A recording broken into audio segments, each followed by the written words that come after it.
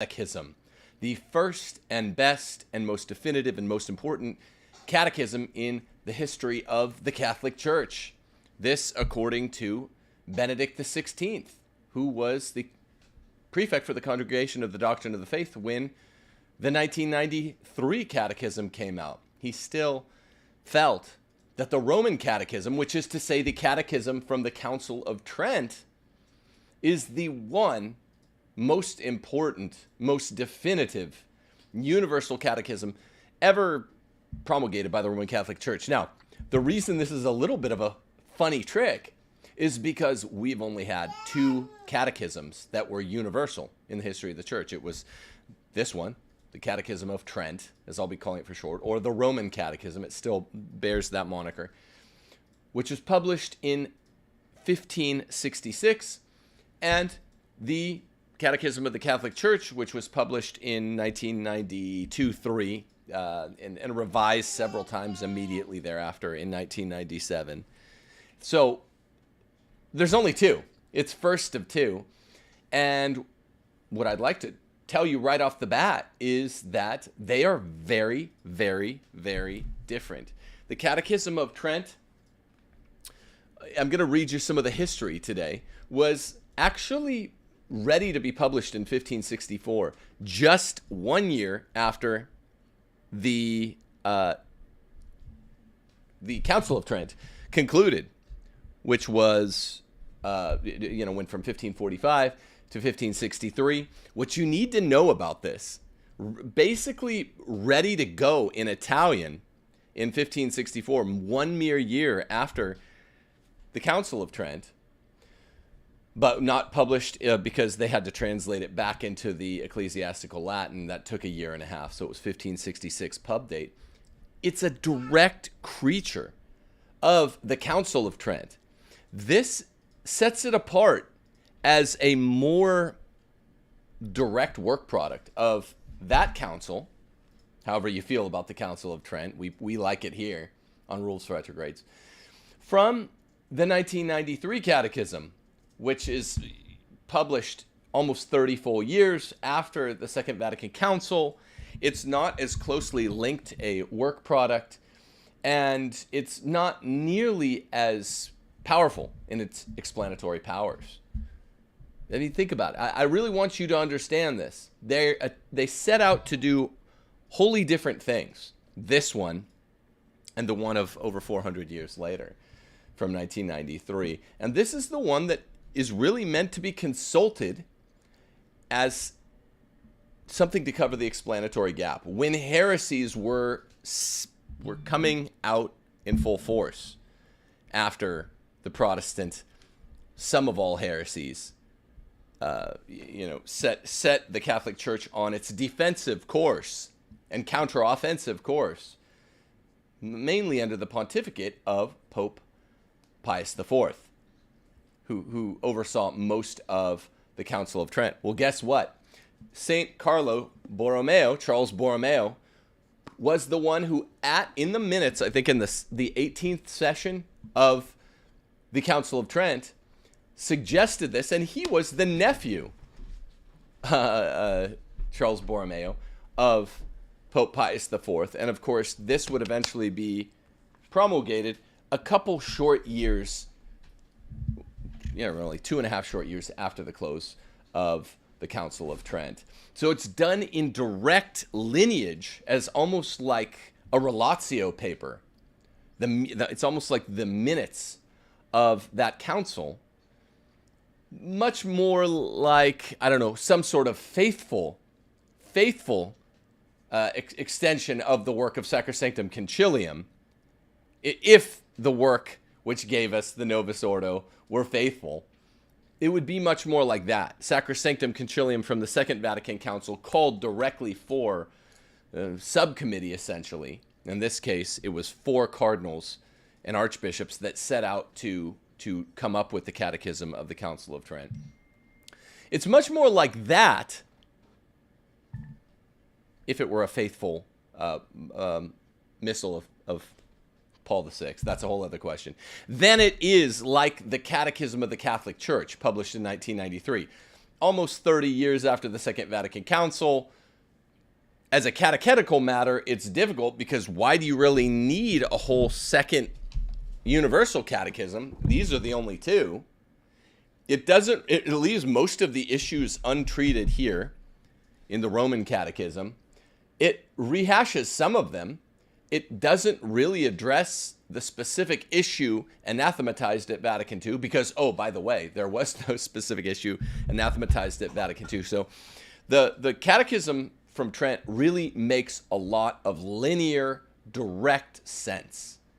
It, like all work products from councils, I should say, is negative in scope, just like the writings of the Summa. St. Thomas's best writings were negative in scope. They're reacting to something specific, and therefore they're very surgical and clear as to what the modern Christian, that is to say the modern Catholic, really needs to do to retain his faith. We're going to go over the 4 parts of the Catechism of the Council of Trent in just a second. But this should contrast against the Catechism of the Catholic Church. I'm not saying there's any problems in it. Now, the 1997 revision by Pope John Paul II does have something very, very near to an error on the death penalty, which led to Pope Francis's error on the death penalty when he revised it some 20 years later. He revised the revision. I think Robert Sungenis came up with one correction in the 90s, in the late 90s, early 2000s, on that Catechism of the Catholic Church, the 1993 one. The point is, it's fine. It is what it is. I don't understand why we needed that one. It doesn't address with the near sum comprehensive totality of the full teaching authority of the church that's set out to be a coverer of the explanatory gap.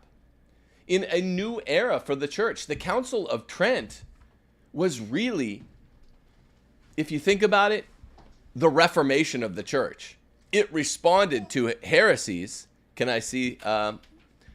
It responded to heresies in a way that the heretics themselves, like Martin Luther and John Calvin, could not do, with an efficacy, a force that they were not able to do. So I hate to be triumphalist, but that speaks for itself. So we're going to get to a little bit of the history of the council. First, I want to do 2 things. Number 1, launching tomorrow will be a free course that I'm offering, a 5-course, once a week, weekly course for 5 weeks. Running in the summer, I'm offering it absolutely free to you parish orphans and retrogrades, that we're going to go through each of the 4 parts of the Catechism of Trent. It's going to be so well. It's going to be so good. It's 5 weeks. One of the 4 parts is basically extra long, twice as long. So I think that's the second part of the Roman Catechism. So we'll spend 2 weeks on that, but we'll just do each of the parts in each of the 3 remainder weeks. It'll go really nicely. Every Catholic should have this thing under his belt. Every Catholic should have mastered this thing. Mastered in the loosed and fast sense. That's what you could do with me in these 5 summer weeks, beginning tomorrow. Go to timothyjgordon.com, where you can enroll for this class absolutely for free. We have a bunch of courses, a bunch of seats, because I haven't pushed this very hard. It's absolutely free to you. Now, if you want to make an unrelated donation to me and my family, that's great. You know, we always suggest for that amount, just a personal donation, $100 or whatever you could give. But when I first moved to Mississippi, I was selling classes left and right. I was selling them for $300 a class on Aristotle, church history, U.S. history, Latin too. And I just said, I want to give as many of these things away as I can, because people were flooding in, but they're saying, look, I'm struggling to pay $200-300 a course. So because we've been blessed, and because folks who can make donations try, you know, they know I lost a job, I lost a Patreon account. we say let the folks that are going to do it try. We give it all to God. No professional Catholic here. If you have enough to donate to me, it has nothing to do with rules for retrogrades, then do so. But if not, that's fine. If we seat 300 or 400 people in this Roman Catechism class, and not one of them is in a situation to make a donation, then that's fine, because it is a 100% free class. Now, speaking of professional Catholics, the day after tomorrow launches the Hope is Fuel Catholic on Purpose event put on by Patrick Coffin. I would really ask you guys, this does cost money. You know, Pat's in a different situation than me. He's no longer doing, 3 times weekly YouTube show or even a weekly YouTube show. So he is putting on these conferences under the specific banner of combating fear, anxiety, uncertainty, because as he and I have done a show or two on the matter, it's become crippling if you let it. To men particularly, who are the worst anxiety sufferers, particularly straight white males, demographics show the worst anxiety sufferers by far. That's my demos, right? That's my demographic. We struggle with the anxiety. So Pat did a Hope is Fuel event before. It was really good a couple months back. He's doing this other one. I'm a speaker on it. Steph's a speaker on it. And you've heard the debacle. A bunch of other great speakers. Over 22 or 23 speakers, which is about half of the original panel of speakers, dropped off because of charges, 2 charges. Charge of anti-Semitism against EMJ, one of the speakers, who's not giving a talk on that because of his private views on an unrelated issue, and because of Mr. Coffin's view on what amounts to sedevacantism, not 1958 version, but the later version stemming from the many calumnies and evils of Francis. None of us know what to do with Francis. You're lying if you say you do. Pat did not deliver a talk on sedevacantism. So I would just say this. More and more people are coming out and owning publicly that they pressured those 22 or 23 folks to leave. Just this morning on the stream, a friend of mine, John Zmirak, admitted that he was the one doing a sizable portion of the pressuring to leave this conference. That's absurd. And guess what? The joke is on John. Because while I'm closer to a normie than Pat on sedevacantism and closer to a normie than E on anti-Semitism, both of these men deny the charges, by the way. But I'm a bit closer to a normie on both of these positions. I am totally against cancel culture, A. B, it's because cancel culture functions on some sort of commutative property of hate speech. And C, the commutative property of hate speech issues a hilarious joke for folks like John Zmirak, who has spoken on this channel, I think a couple times, but at least once. We've collaborated on projects. Again, his and my view on political economy is closer than mine with Pat's or E. Michael Jones, but I'm perfectly proud to share a stage with Pat and E. Michael Jones, because the commutative property of hate speech, not that either of them have actually engaged that, I don't buy it, is a myth. And if it's not a myth, if me eating with E or me eating with Pat means that I take back some sort of contagion to the slightly normier table. I mean, John's more of a normie than I am, but on these two issues, I am more than Pat or E. Michael Jones. Then guess what? The Stream, John's own publishing site, is now tainted because I am not going to cancel my appearance with Hope is Fuel, Catholic on Purpose, E. Michael Jones, Patrick Coffin. Not going to. If I'm tainted by this imagined commutative property, a poison pill cooked up by the left, only ingested by dupes on the right. I'm sorry to say that, John. Well, then you're now tainted too. If the commutative property is real, commutative property, I should say, then you're tainted by it, right? You've eaten lunch with me. I've eaten lunch with Pat and E. Michael Jones, or I will have by Wednesday. And guess what? If AIDS transfers that quickly, the AIDS of violations of political correctness, then we all have AIDS now. And that would mean all the other writers at the stream have it as well, because they've associated with John Zmirak, who's appeared on my channel. So it is a properly deigned outbreak, a real pandemic, whatever it is, anti-Semitism, sedevacantism. I guess, even though I reject anti-Semitism and sedevacantism, if I become one just by speaking at Hope is Fuel, well, then anyone who's ever appeared with me, including Mr. John Zmirak, becomes one as well.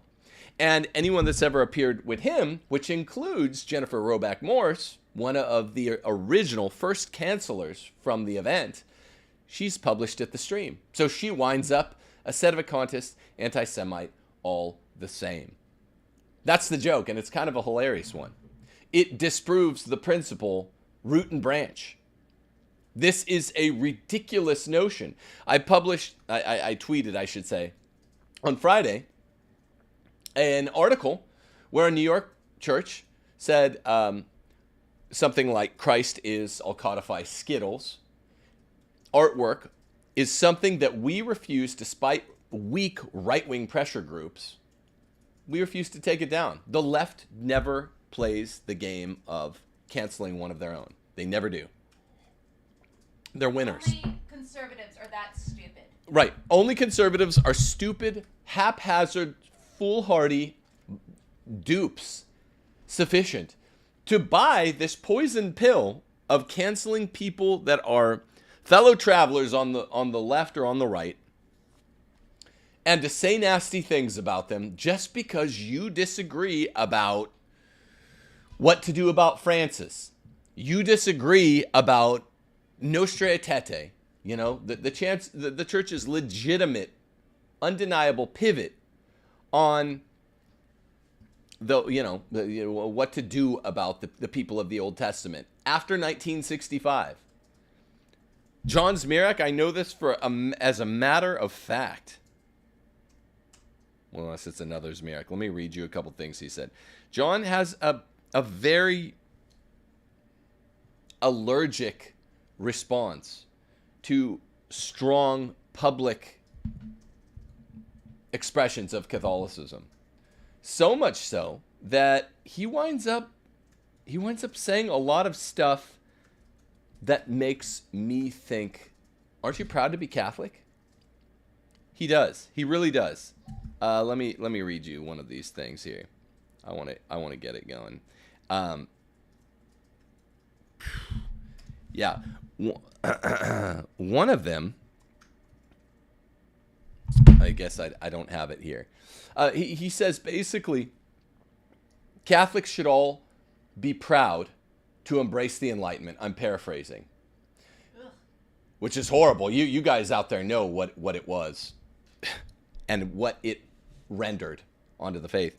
He also says Catholicism without the Enlightenment equals the Spanish Inquisition or the Inquisition. He's saying Enlightenment good, Inquisition bad. Now, so he strongly insinuates, I think I've heard him say it, but I just, since I don't have the quote in front of me, I'm paraphrasing. John can correct me if I'm wrong. That the Inquisition is racist. I don't think he's ever said, like, phobic of Skittles, but I think he said it's anti-Semitic.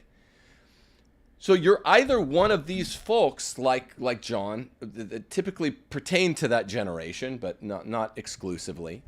That generation, that age of person that thinks these are the worst charges that can be leveled at anyone. And you cry wolf a lot. You're the boy who cries wolf. If you're the kind of person that thinks that the Roman Catholic Church's position on what to do at the Inquisition, where they had a legitimate concern of Islamic and Jewish converts to the faith, having only done it facially in places like Spain, places like Portugal. And they at that point were still pre-separation of church and state. He thinks that a de facto, ipso facto, some sort of inquisition to shore up the state faith, the Catholic faith, is really, really bad, if not outright anti-Semitic. I don't know if he's saying that it's anti-Islamic, which is funny, because it was to shore up both on the Iberian Peninsula. The Catholic faith must be fastened of both the Islamic converts and the Judaic converts to Catholicism. We need to have a way of making sure that they're not spreading contagion. The contagion of heretical ideas in this place in the 12th, 13th centuries that did not embrace the separation of church and state. Well, John thinks that that's like the best idea yet. It's very complex. I'm more nuanced than John because he and I do have a similar political economy, but in a world before the ideas of religious diversity and pluralism, in a world which was still the Holy Roman Empire, where the church had not yet embraced the effects of two swords theory. It wasn't a fact yet demographically. The church still did, as a matter of fact, run swaths of Europe until the Protestant Reformation. It was really the change agent that made Europe need to pick Lutheranism or Catholicism, and then eventually just go to pluralism. Well, under that state of affairs, it was legitimate to need to shore up the Roman Catholic faith of your populace and to control the outbreak of heretical ideas, whether they were secularist, Judaic, or Islamic, or polytheist. So just bear that in mind. And the people who are saying that hope is fuel is tainted by so-called anti-Semitism, denied by the one they're accusing it of. It's tainted by sedevacantism, denied by the one that they're accusing it of. Just by association, even with folks like me that have never published on this, it's not a part of my apostolate. Yes, I know of the views. I'm not playing the game, and I have a more nuanced take on it than John, but I'm close to normie on both of these positions. I call Pope Francis Pope. I accept the Second Vatican. I accept Nostra Aetate. However problematic, minor problems with covering the explanatory gap in the ostensible change in the Catholic teaching on this. The explanatory gap in how is Francis still actually Pope. It seems amazing with all the material heresies that he spits out. Well, but I accept that. I am closer to a normie on these, but I will not cancel. Go to Hope is Fuel. Use the discount code R4R20 and sign up for that. It goes live on Wednesday. My talk is really a good one. It's a salty one. Steph's is particularly good.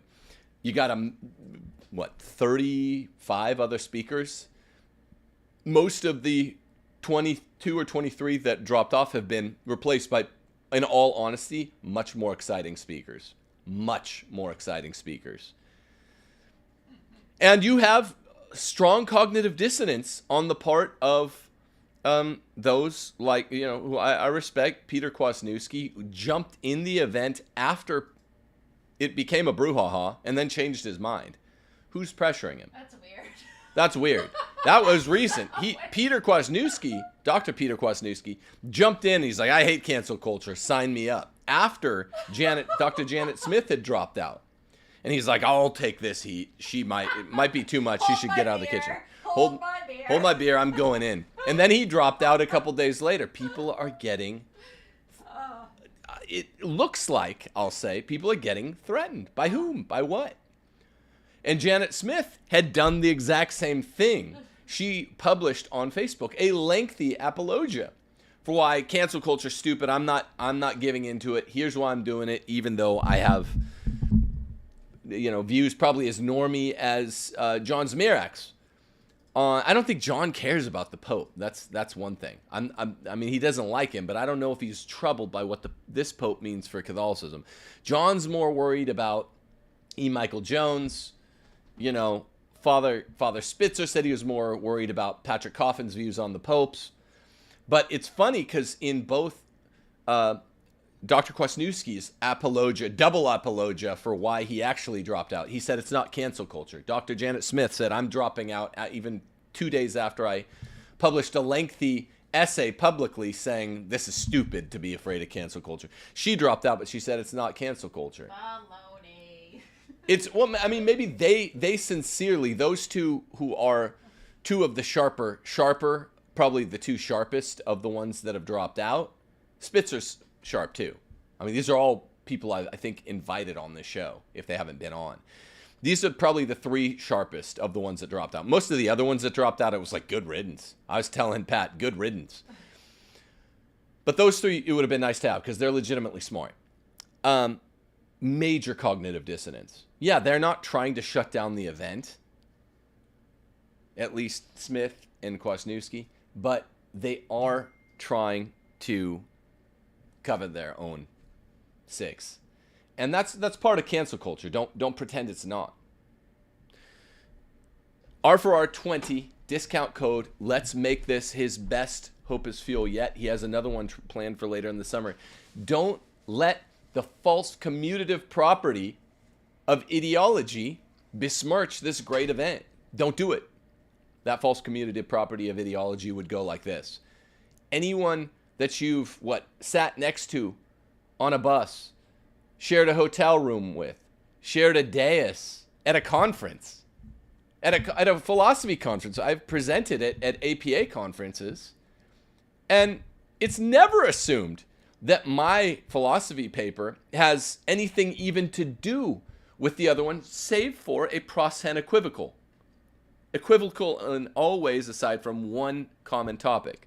Philosophy, usually under the heading of, I presented at a particular new natural law panel in philosophy. So that's what it is. But no one presumed that I shared a worldview on all matters, particularly unprofessed matters, unprofessed by my paper, with the guy in front of me and the guy behind me. It's stupid.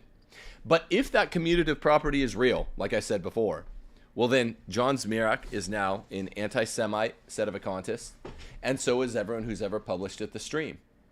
Or maybe read the stream, probably even, right? Would they take it that far? At least published at the stream. Sorry, I didn't mean to go for so long, but this is a full-on absurd situation. Let's make this thing great. Please, if you have some extra money, I'm giving away the Catechism of Trent course for free. If you have money, spend it on Hope is Fuel. R4R20 is the code that'll get you some hot deal. Now, here's the story with the Roman Catechism. It's actually interesting. The compendium of Catholic doctrine, commissioned during the Counter-Reformation by the Council of Trent, named specifically by a member, a council father at Trent in the 18th session, Charles Borromeo, the nephew of the reigning pontiff at the time. And its goal was to expound doctrine, and to improve the theological understanding of the clergy. It's published in 1566, but it was ready to go. It was completed by 1564, the very year after the Council of Trent drew to a close. That was 18-year council, 1545 to 1563. And its first draft was completed in Italian, needing to be translated into Latin by 1564. Now, as I opened before, I want to hit a few issues here. First, how does it differ from the Catechism of the Catholic Church? I insinuated this in opening. Well, it differs. This is on Wikipedia even, but it's a good entry. It differs from the other summaries of Christian doctrine for the instruction of the people in that it is primarily intended for priests having care of souls, for priests who take charge of their flock and say, there's a lot of hubbub out there about, oh, I don't know. Let's pick an issue that was relevant at the time. The priesthood of all believers. Now, this phrase comes from the Bible, but Martin Luther is lying about what it means. So, here's what it means. So, it's a handbook for priests in charge of their flock. It seeks to help the helper, as we say. The need of a popular authoritative manual arose from a lack of systematic knowledge. This really means Thomistic knowledge among pre-Reformation clergy and the concomitant neglect of religious instruction among the faithful. Now, Pope Leo XIII, the great Thomist Pope, said, all I really need all of my seminarians to read is the Summa Theologiae by Thomas Aquinas and the Roman Catechism. The Roman Catechism is sufficiently Thomistic and systematic in its approach, and you need to read the Summa. That's your instruction. If you read the Summa on one hand and the Roman Catechism on the other, this is like giving Superman a pair of brass knuckles. And priests already come out of the seminary, if they're actually ordained, as Superman because they have the supercharged power of ordination. This is also according to Wikipedia. Great entry at Wikipedia if you're interested in this. During the Reformation, the popular tracts, subversive handouts, and catechisms by Martin Luther, John Calvin, I think Zwingli, could throw in Melanchthon, other reformers, were sold in areas controlled by Protestant monarchs, the Northern European princes mainly, who determined their faith in their region. Stemming from a Catholic doctrine, this is something John Zmirak and I would agree about, called cuius regio eius religio, meaning after the Reformation broke out, it forced the need to address the pluralism question. Because even though the Great Schism in 1054 left the Christian world splintered, it was the Western Latin world, which was Church West, and the Eastern Greek world, which was Church East, which was Orthodox. So it was still clean. There wasn't a lot of admixing of Orthodox and Catholic, and basically we're two lungs of the same organism anyway. Now, I know people think that's fake and J ecumenism, but it's not. It's not. They have sacraments. They have validly ordained bishops. We just don't like each other over the Pope, more or less. Not that big of a deal, but even if it were a big theological deal, it would be less big because there wasn't admixture. It was West and East. 500 years later, though, after 1517, many of the prints in pockmarked areas in Northern Europe and spreading southward, even Central Europe, became Lutheran. And there was no way any longer, because everyone presumed no separation of church and state, to designate what the expectation for the region were. So the church at first said, I think, what was it, a Diet of Spire, said, no, basically whatever the ruler's religion is, that'll be the religion of that little county. Then the second Diet of Spire, they knocked it down. And then in 1555, you have this official ruling that called cuius regio eius religio. And it essentially deferred to the first Diet of Speyer, however you say it, which is kind of the first real appearance of a limited pluralism allowed by the church. That said, hey, if you have a Lutheran prince, Lutheranity is the religion of the region. If you have a Catholic prince, Catholicism's the religion of the region. Now, Catholic catechisms up to this point had been published by individuals in 1555. This is a mere 9 years before the promulgation of the Catechism of Trent. In 1555, the Jesuit Petrus Canisius, who had been this is when Jesuits were based and red-pilled, had published such a catechism, a personal one, in both German and Latin languages. The Catechism of Trent commissioned the first church-wide universal Roman Catholic catechism, but borrowed in many places from Canisius's personal catechism of 9 years before. It's interesting. This Roman catechism was directed to clergy. Here we're teaching you how to teach and what to teach. The substance and the procedure, the how and the what to teach, are rolled into one in this Roman catechism here. That's what makes it such a stroke of genius. It's unlike the 1993 catechism, which just isn't as good. It included large parts of the Canisius catechisms, including Canisius's addition to the Hail Mary. Did you know that? He added, Holy Mary, Mother of God, pray for us sinners. Okay, but it was the Archbishop of Milan. You know, this is a seriously powerful position in the medieval church. And some argue it's like the prefect for the Congregation of the Doctrine of the Faith. Many people thought the Archbishop of Milan was the number 2 in the church for those 600 years. 900 to 1500 or beyond. Was Carlo Borromeo, later canonized a saint, nephew of the reigning pontiff, Pius IV, as I look at my 12 Piuses clock right over there, until, I think he was the Pope until 1564, until 1563. His pontificate ended right around the close of the Council of Trent, if I remember correctly. Someone check me on that. Then it became based Pius V. But Borromeo was the nephew. So he's really the author. This is its brainchild, the Roman Catechism. So the fathers of the council said they wished to apply a salutary remedy to this great and pernicious evil, and thinking that the definition of the principal Catholic doctrines was not enough for that purpose, resolved also to publish a formulary and method for teaching the rudiments of the faith to be used by all legitimate pastors and teachers. End quote.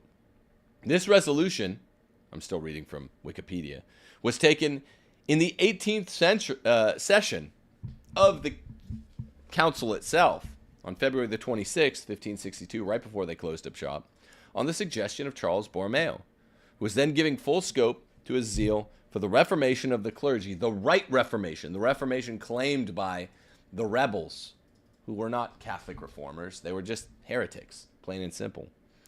Pius IV entrusted the composition of his nephew, Borromeo's work product here, to 4 distinguished theologians. Leonardo Marini, who was the Archbishop of Lanciano, Muzio Callini, the Archbishop of Zara, Edigio Foscarari, Bishop of Modena, and Francisco Forero, who was a Portuguese Dominican. 3 cardinals were appointed to supervise their work. So you had 3 supervisors over 4 middle managers over the 4 parts of the Catechism of Trent. We're going to get into it in a second. Remember, if you have a moment, jump right over to timothyjgordon.com and click enroll for absolutely free. The class starts tomorrow at 6 p.m. We're going through the 4 parts of the Catechism in 5 weeks. There's one extra long part we'll spend 2 weeks on. Borromeo superintended the redaction of the original Italian text, which, like I told you before, which was finished in 1564. They hustled on this, unlike the Catechism of the Catholic Church, which, if it's connected at all to Vatican II, which is a vague provenance, is it or isn't it? I've asked this a million times. Well, it took 30 years. You got to hustle. They hustled here. Cardinal William Sirletus then gave it to its final touches, and the famous humanists Julius Poggianus and Paulus Manutius translated it into the classical Italian. It was then published in Italian and Latin, which is interesting. This was one of the first documents published in both Italian and Latin at the same time, maybe the first in the history of the world. It's called Catechismus est Decreto Concilii Tridenti ad Parocos Pii 1565, because it was Pius V at the time, Iussu Editus Romae 1566. And it was published in folio edition, so it was bigger than your torso. Translations into the vernacular of every nation were ordered by the council. The council intended the projected catechism to be the church's official manual of popular instruction.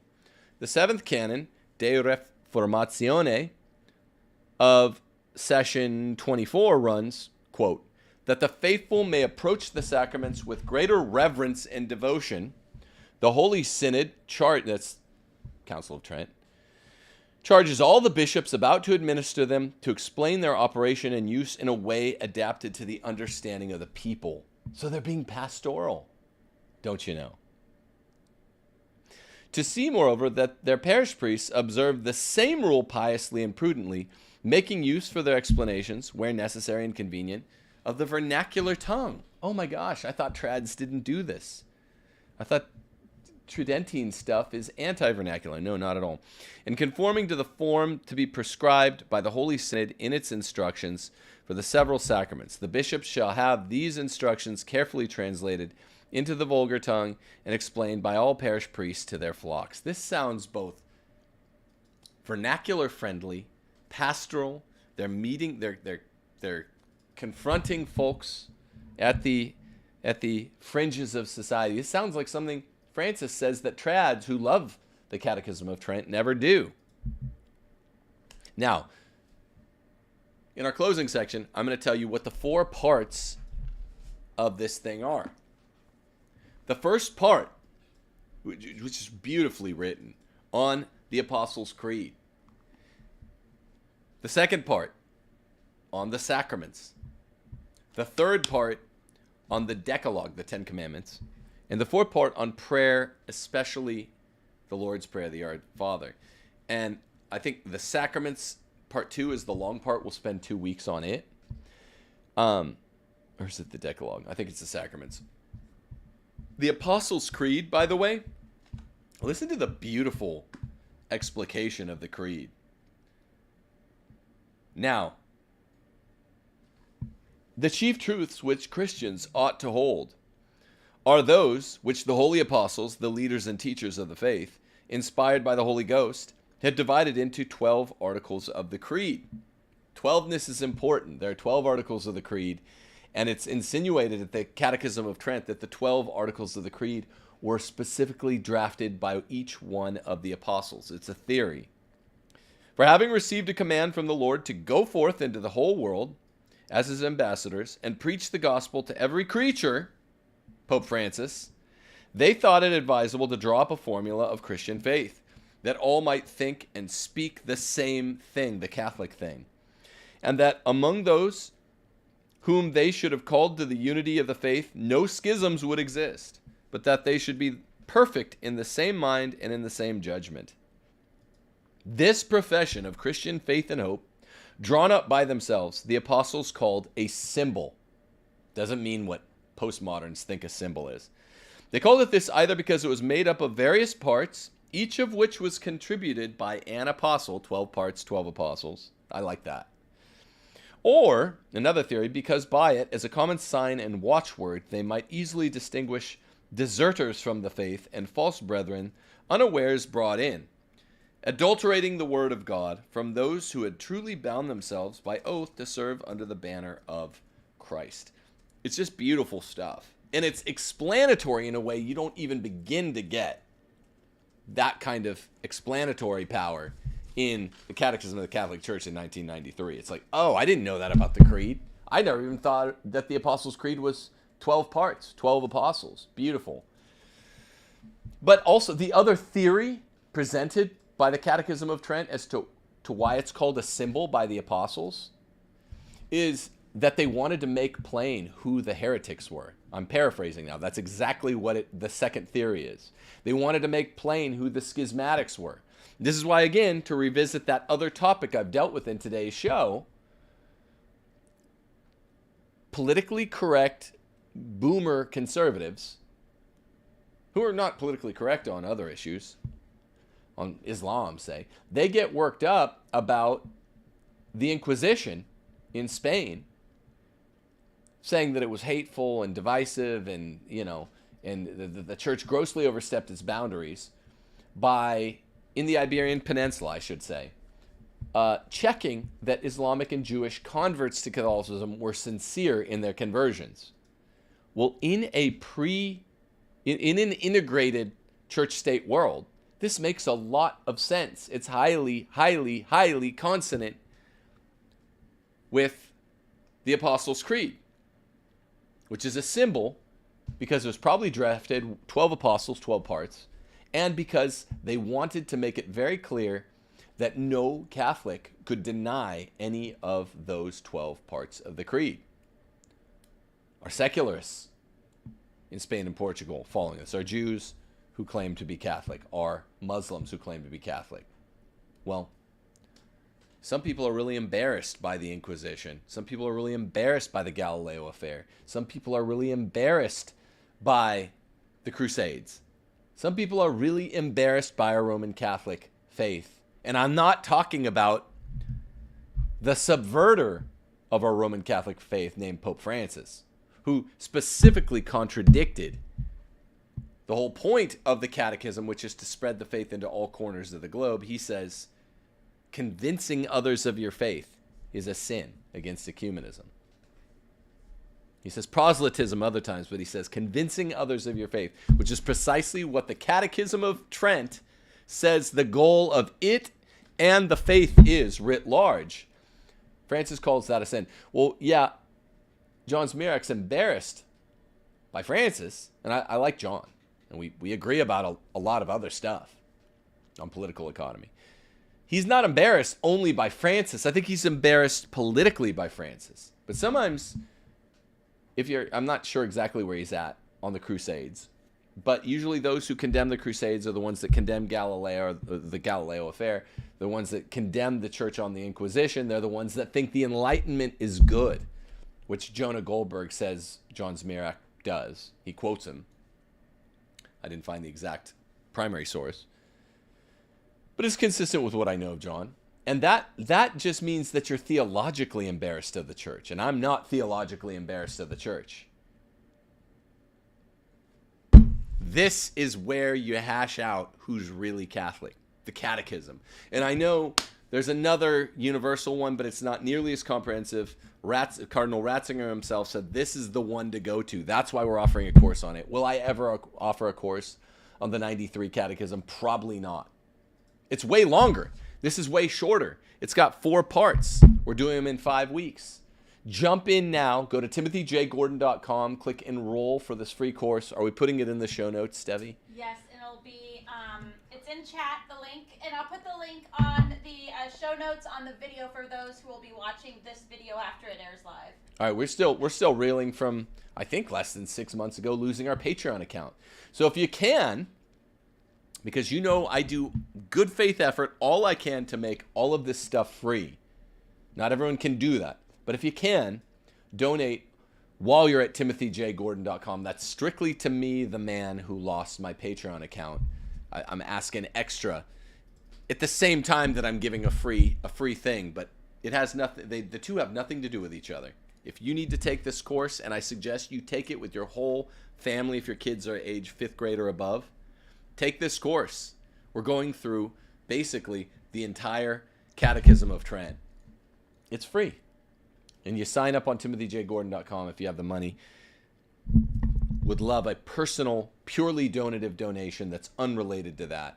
Also on timothyjgordon.com. Just click donate. Go to Hope is Fuel. If you do have $100 or a couple $100, use the discount code R4R20. That's Pat Coffin's deal.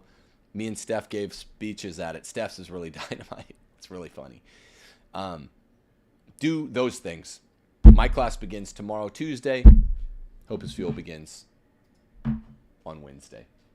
Deus Volt. God bless you all. Heal Christendom.